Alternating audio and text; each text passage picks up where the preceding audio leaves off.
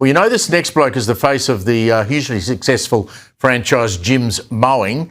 But this week, entrepreneur Jim Penman has announced that he's going to run for the Libertarian Party in the ultra-marginal Victorian seat of Northcote in the November state election. He plans to challenge Labor's Cat Theophanous on a platform attacking state taxes, regulation and the cost of living under this Labor government.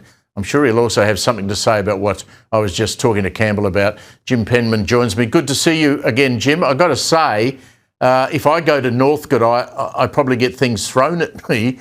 Why choose Northcote? It's a deep green seat. It's going into the heart of the enemy. And I'm going to attack them, that's all. I just think that the Labor Party has messed up badly in government. The Greens would be vastly worse. I have to say the problem really is that the Liberal Party is better on business, but the one subject I'm really passionate about is zoning. And the Liberal Party is no better than Labor on that one. They have no intention, it seems to me, of loosening our ridiculous zoning laws, which are forcing out the prices of housing and rents. And that's the biggest thing I'm against. So you're talking about zoning for real estate development, for housing development? Residential zoning, yes. Yeah, our housing is double the cost it should be. Basically, if you look at a low zoning regulation, like, say, Houston in Texas, if we had the same kind of zoning as them, our housing prices would be half what they are. That's an appalling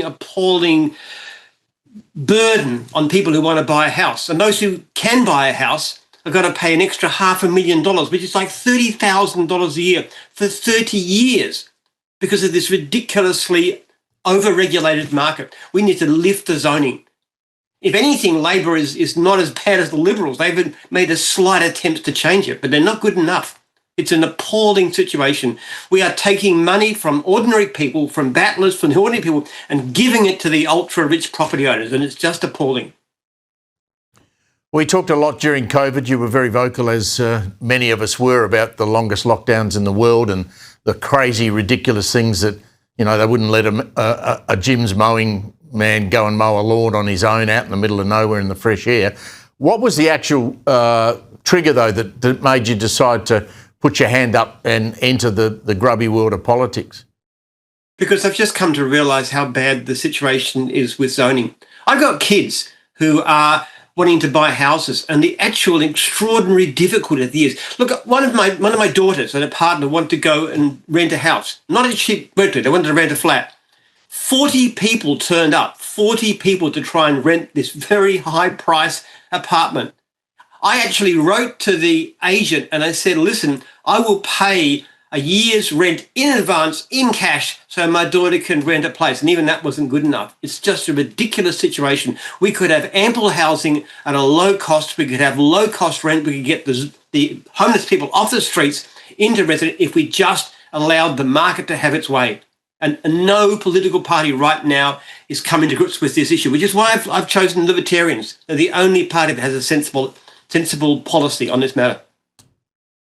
Is that a state or a federal issue, this? I mean, you know, we've got the state government now saying they're going to build, allow medium to high-rise apartment developments along transport routes. Is that the sort of change that you are happy with?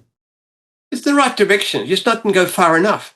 Look, our housing prices are like, they're at least double what they should be. Now, maybe they'll stop the rent from going out quite so much, but they're not going to, it's not good enough. It's not enough.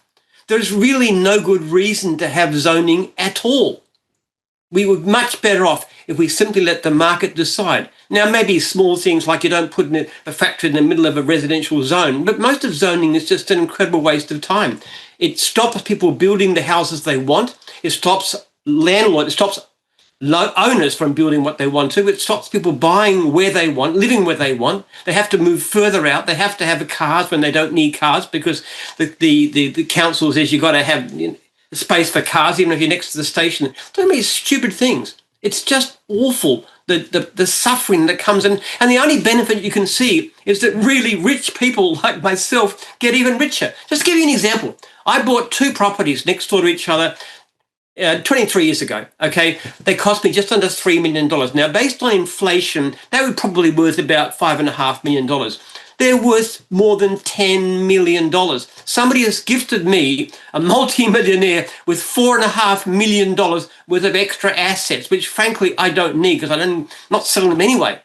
And it's so unfair that young people can't afford to buy a house. People can't afford to rent because of these stupid, unfair policies which screw ordinary people and only help some wealthy landowners. It's just wrong. We're a democratic country. Why don't we run it for the benefit of ordinary people instead of just looking for the elites?